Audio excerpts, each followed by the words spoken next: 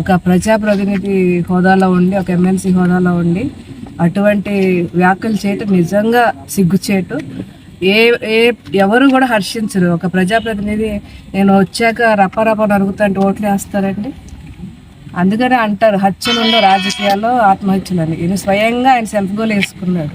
అంటే రేపు వచ్చాక ఈ విధంగా ఉంటుంది మా పరిపాలన ముందే చెప్పుకుంటే ఇంకా ఆయన ఎవరు హర్షిస్తారు? ప్రజలు ఏ విధంగా హర్షిస్తారు?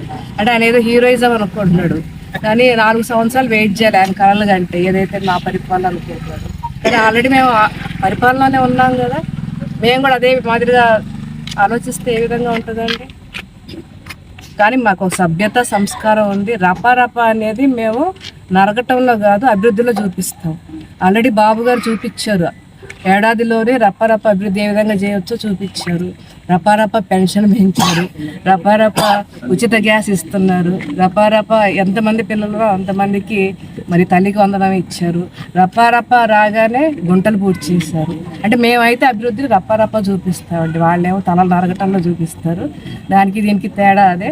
ప్రజలు కూడా చూస్తున్నారు. గత 5 సంవత్సరాల్లో వీళ్ళ పరిపాలన ఏ విధంగా ఉందో చూశారు.